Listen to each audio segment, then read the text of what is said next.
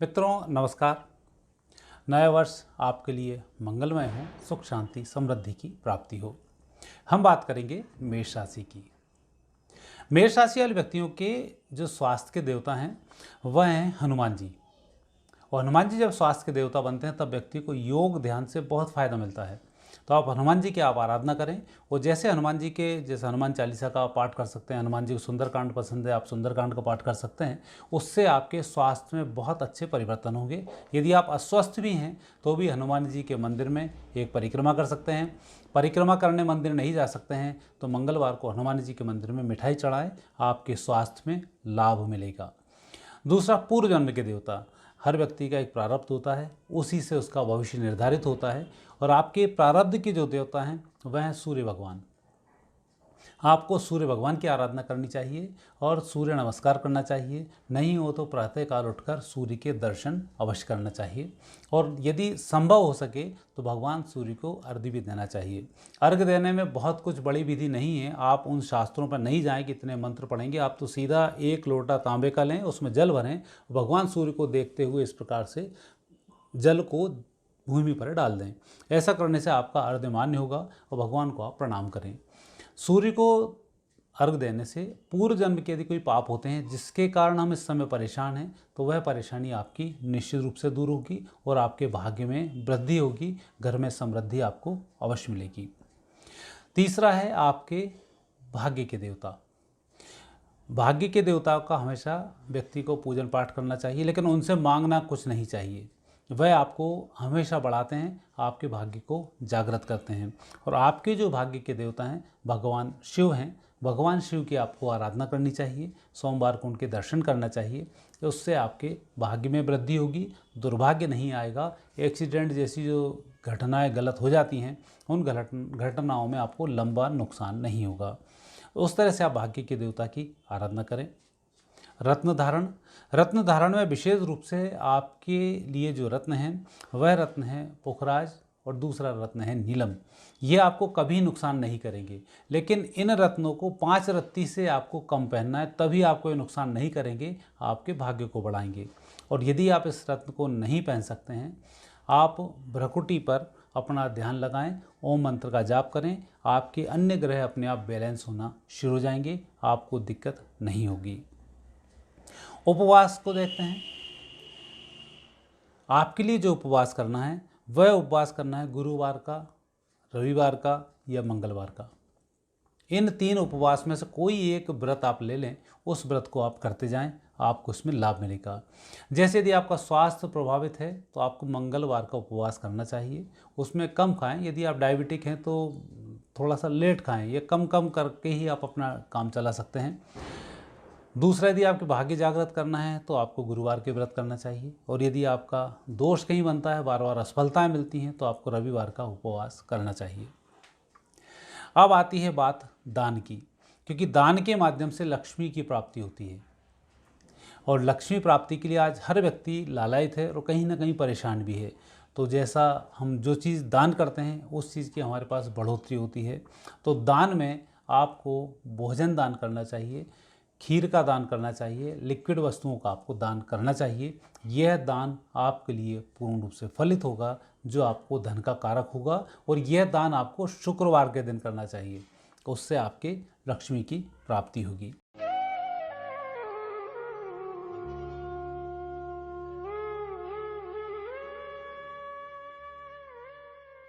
विद्यार्थियों के लिए मेष राशि बहुत अच्छी होती है, क्योंकि विद्यार्थी शिक्षक से सीखते हैं, अपने मित्रों से सीखते हैं, समाज से सीखते हैं। और जो देखते हैं मेष राशि वाले व्यक्ति इसको बहुत अच्छे से कॉपी करते हैं। तो आप सबसे पहले अपना कोई एक आइकॉन बनाएं कि आपको किस दिशा में जाना है।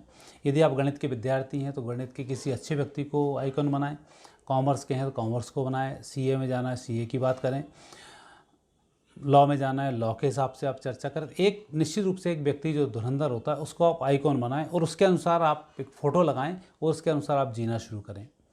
साथ ही शंकर भगवान की आप आराधना करें, आपकी तरक्की होगी।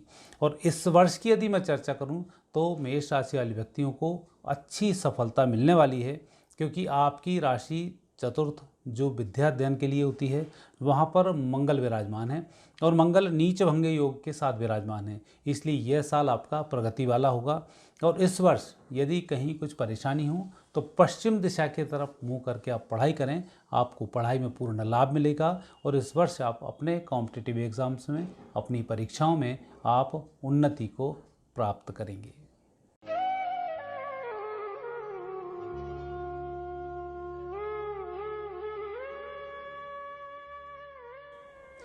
गृहिणियों को यदि हम देखें, क्योंकि एक परिवार की मुख्य धुरी होती हैं, जिस प्रकार से 7 ग्रहों में राहु और केतु का जो स्थान होता है वह परिवार में गृहिणी का स्थान होता है।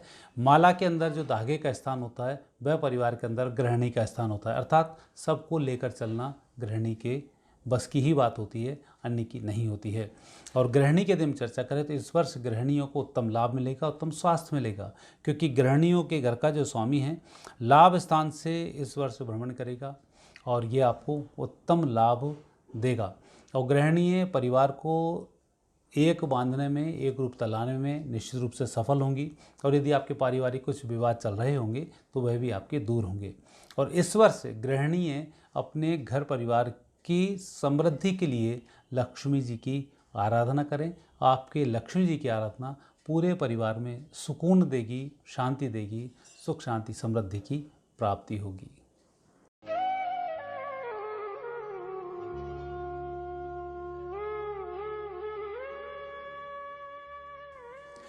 नौकरी की यदि बात करते हैं तो नौकरी के स्वामी आपके शनि बनते हैं और शनि 10वें भाव में ही विराजमान हैं, द्वादश भाव पर दृष्टि बनाए बैठे हैं। तो निश्चित रूप से इस वर्ष खर्च कम होंगे, आमदनी आपकी अच्छी होगी और यह जो वर्ष है आपके लिए कहीं ना कहीं अच्छी नौकरी के लिए, अच्छे प्रमोशन के लिए जाना जाएगा। आपको नुकसान सिर्फ इस बेस पर हो सकता है कि जहां आप अभी जॉब कर रहे हैं वहां कोई प्रतिद्वंदी आपका बना हुआ है तो वह आपको अनावश्यक रूप से, या आपके बॉस हैं कई बार आपसे जलते हैं तो आपको परेशान इसमें कर सकते हैं, क्योंकि शनि में कई बार ऐसा होता है कि जो बॉस होता है वो हमें परेशान करता है और हमें नौकरी छोड़नी पड़ सकती है। लेकिन जब जब नौकरी छोड़ेंगे आपका उसमें प्रमोशन होगा, आपकी तरक्की होगी, इसलिए आप उस बात से निश्चिंत रहें। कहीं कोई तनाव दिखता है तो आप नई नौकरी ढूंढना शुरू करें, आपको सफलता इसमें मिल जाएगी। लेकिन पैनिक होने की इसमें आवश्यकता नहीं है, क्योंकि वर्ष बहुत अच्छा है। और फिर भी कहीं हो सकता है आपकी पत्रिका में शनि बेकार चल रहे हों और उसका परिणाम बेकार आ रहा हो, तो ऐसे समय में शनि के दोष को दूर करने के लिए आप अपने अधीनस्थ जो कर्मचारी हैं उनको आप मिठाई शनिवार को महीने में एक बार जरूर खिलाएं। उससे आपकी तरक्की भी होगी और दोष भी आपका दूर होगा।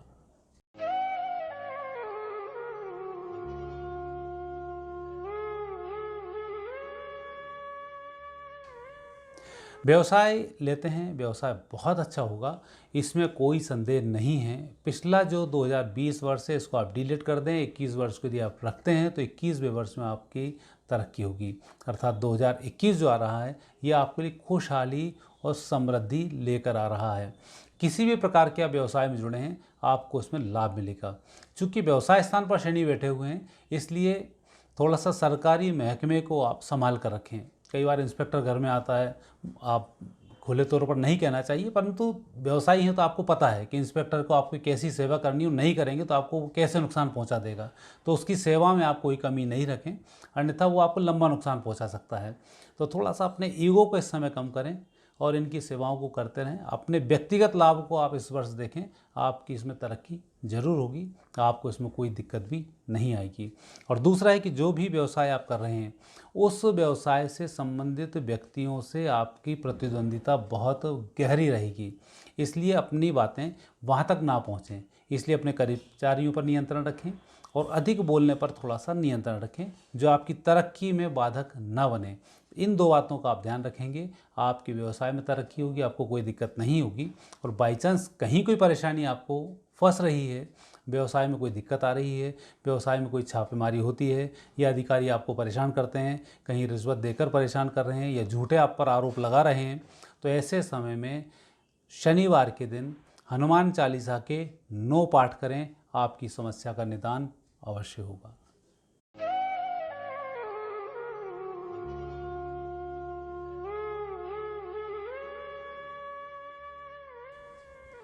स्वास्थ्य की बात करें तो स्वास्थ्य के आपके देवता मंगल हैं, मंगल में हनुमान जी हैं हनुमान जी आपके स्वास्थ्य के लिए लाभकारी हैं और इस वर्ष जो आपके स्वास्थ्य के देवता चतुर्थ स्थान पर हैं। थोड़ा सा आपको पेट के रोगों के लिए सावधान रहना चाहिए, लंग्स के रोगों के लिए थोड़ा सा आपको सावधान रहना चाहिए। बाकी यदि आप लम मंत्र का जाप करते हुए थोड़ा सा ध्यान प्राणायाम करेंगे तो आपके स्वास्थ्य में अप्रत्याशित सफलताओं की प्राप्ति होगी। और स्वास्थ्य में व्यक्ति को कैसे भी स्वास्थ्य खराब हो सकता है, क्योंकि ऐसा नहीं है कि इस राशि वाले व्यक्ति को यही बीमारी होगी, लेकिन जो भी आपकी बीमारी है हनुमान जी की कृपा से उस बीमारी पर नियंत्रण होगा और आप पूर्ण रूप से स्वस्थ होंगे। यदि आप स्वस्थ हैं, लम मंत्र का जाप करें, सुखासन में बैठें, आप पूर्ण रूप से निरोगी बने रहेंगे।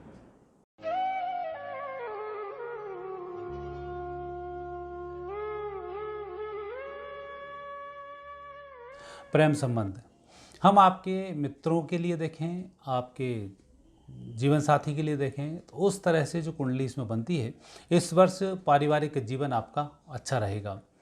और जो आपके मित्र हैं, मिथुन राशि वाले व्यक्ति आपके बहुत अच्छे सहायक होंगे। कुंभ राशि वाले व्यक्ति आपकी ऐसी मदद करेंगे कि आर्थिक रूप से आप तरक्की कर जाएंगे। और कन्या राशि के जो व्यक्ति हैं वो आपके लिए कहीं ना कहीं कुछ ऐसी परेशानी खड़ी करेंगे जिसके कारण कि आपको कुछ ना कुछ गंभीर चिंतन करना होगा, तो उसका थोड़ा सा आप विशेष ध्यान रखें। बाकी जो सहायक हैं, मिथुन राशि, कुंभ राशि आपके लिए सहायक राशि हैं जो आपको तरक्की देंगी।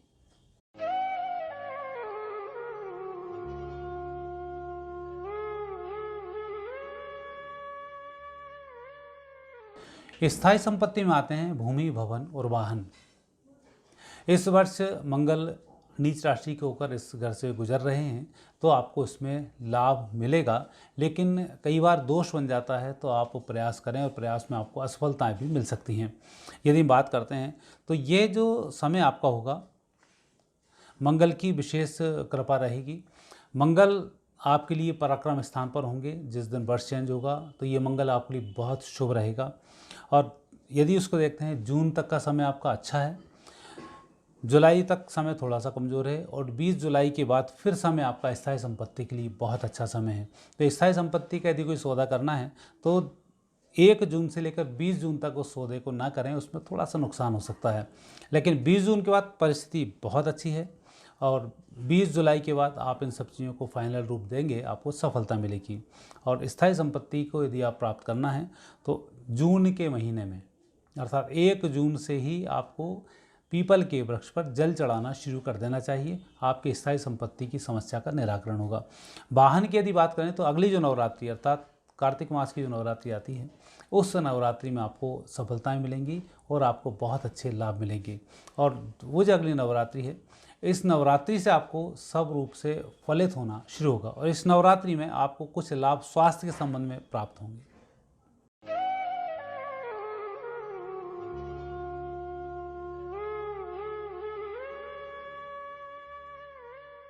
कोर्ट कचहरी में आपकी पत्रिका बहुत अच्छी है कि एक तो आप विवाद फालतू पालते नहीं हैं, तो कोर्ट कचहरी में 90% सफलता तो मेष राशि वाले व्यक्तियों को यूं ही प्राप्त हो जाती है। और दूसरा, कई बार व्यक्ति झूठे केस लाद देता है, उसमें व्यक्ति को मानसिक परेशानी बहुत होती है। तो इन झूठे केसों से आपको बचने के लिए हनुमान चालीसा का पाठ हमेशा ही करना चाहिए, वह आपको इस तरह से लाभ देगा। क्योंकि मेष राशि वाले व्यक्ति थोड़े से सीधे होते हैं और आज जमाना गलत लोग थोड़े से अधिक बढ़ रहे हैं। प्रशासनिक अमला भी कई बार बहुत परेशान करता है, कई बार प्रतिद्वंदी भी बहुत परेशान करते हैं। इन परेशानियों से बचने के लिए आपको हनुमान चालीसा का पाठ करना चाहिए। और हनुमान चालीसा का पाठ करने के बाद आप अपने घर के अंदर भगवान के दर्शन करें, उनको प्रणाम करें, इसका तुलसी जी को प्रणाम करें, फिर आप घर से निकलें। निश्चित माने कि कोई भी व्यक्ति आपका कुछ नहीं बिगाड़ पाएगा, पूर्ण रूप से विजय श्री की आपको प्राप्ति होगी।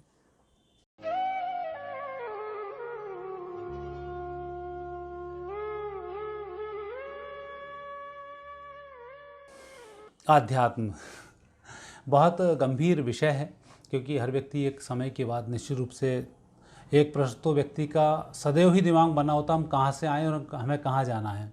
और उसके लिए वैज्ञानिक भी पूरे रिसर्च में हैं, वो यहाँ तक पहुँच ही चुके हैं कि हम का प्रारब्ध भी होता है और भविष्य भी होता है, भूत भी होता है, वर्तमान भी होता है। इस तरह सब तरह से अब वैज्ञानिक रूप से प्रूफ है कि कहीं ना कहीं कोई तो है जो आपको तरक्की देता है, जो आपको नुकसान पहुंचा देता है।